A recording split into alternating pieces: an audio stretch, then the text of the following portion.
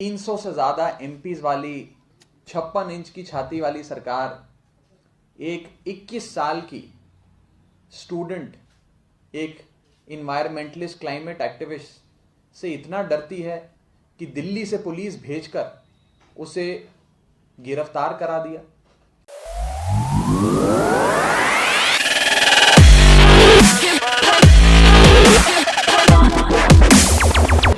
दिशा, आप कुछ कहना चाहेंगी? दिशा रो क्यों रही है?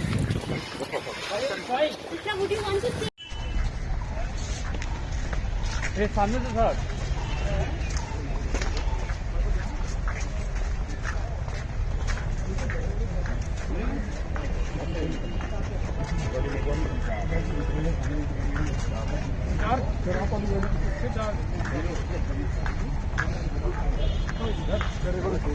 गाड़ी के लिए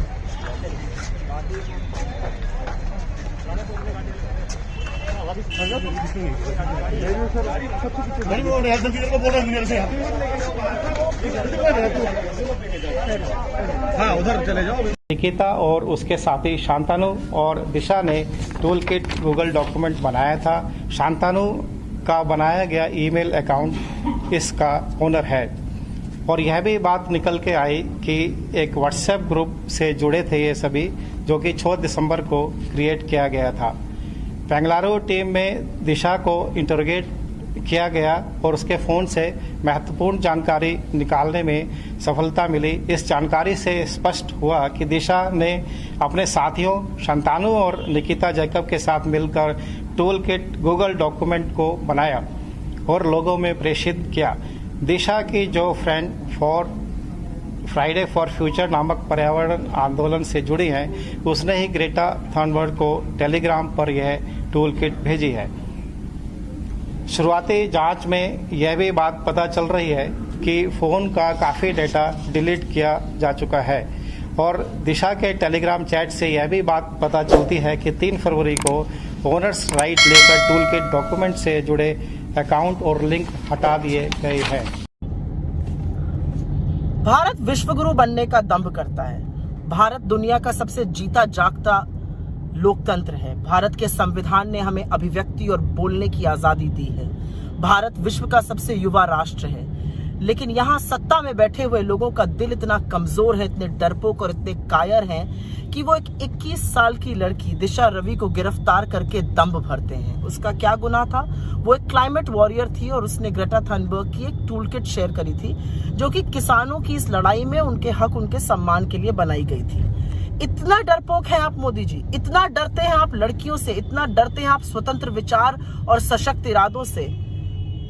130 करोड़ के लोगों के प्रधानमंत्री हैं आप, इतना डरना आपको शोभा नहीं देता है। और अगर आप डरते नहीं हैं तो दिशा रवि को तुरंत रिहा करिए।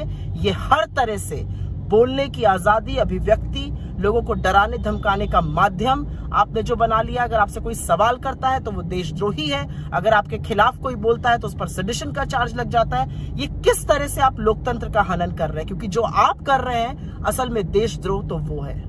After 26 January incident, a large number of instances of fake news, manipulated or edited videos instigating disaffection and misleading propaganda posts were spreading on the social media.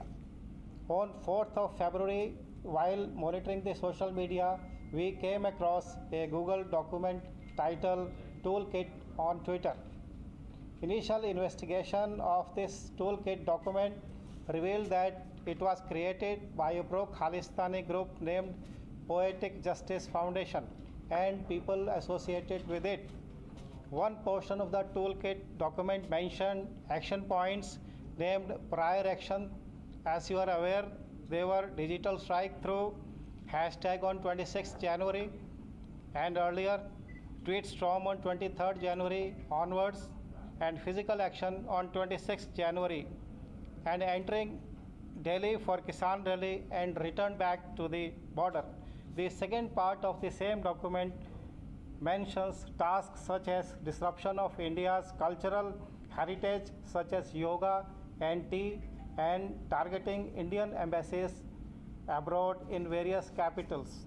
The time-bound action points and program given in the toolkit, when viewed in the context of actual developments in Delhi, clearly showed that the action plan that was formulated in the toolkit was implemented on ground or executed in a copycat manner.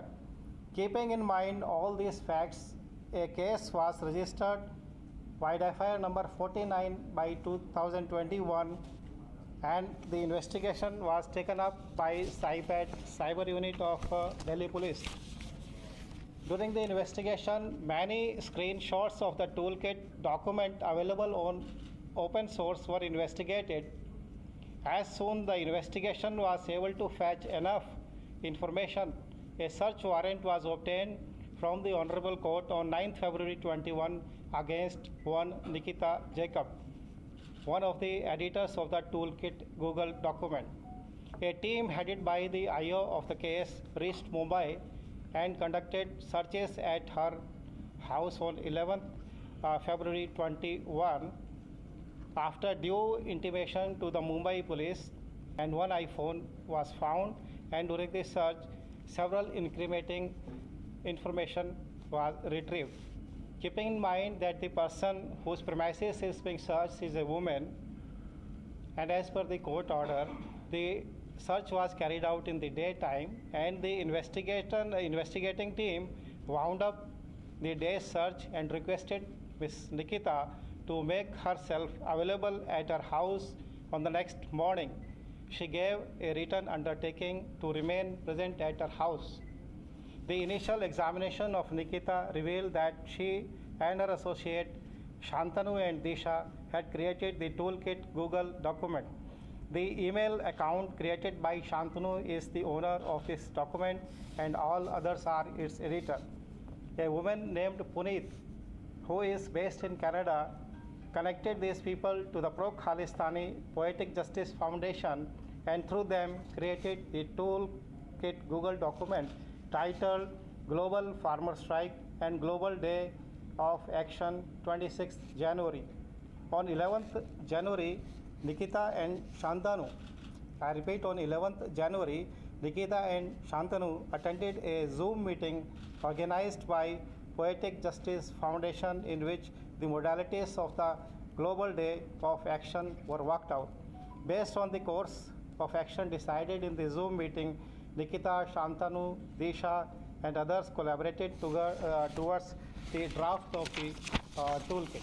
300 से ज़्यादा MPs वाली 56 inch की छाती वाली सरकार एक 21 साल की स्टूडेंट, एक इन्वायरमेंटलिस्ट, क्लाइमेट एक्टिविस्ट से इतना डरती है कि दिल्ली से पुलिस भेजकर उसे गिरफ्तार करा दिया।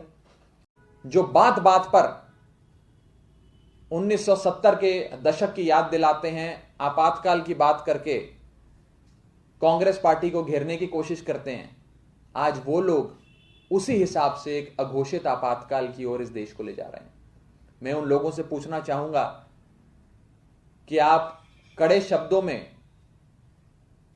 70 के दशक में लगाई गई इमरजेंसी की तो कड़ी निंदा करते हैं, लेकिन आज आप 21 साल के बच्चों को पुलिस भेजकर दूसरे राज्य से बिना ट्रांजिट रिमांड लिए, बिना कानूनी प्रक्रिया का पालन करे उन्हें जेल में बंद कर देते हैं।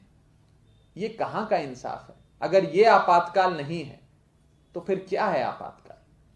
जो बात बात पर 1970 के दशक की याद दिलाते हैं, आपातकाल की बात करके कांग्रेस पार्टी को घेरने की कोशिश करते हैं, आज वो लोग उसी हिसाब से एक अघोषित आपातकाल की ओर इस देश को ले जा रहे हैं।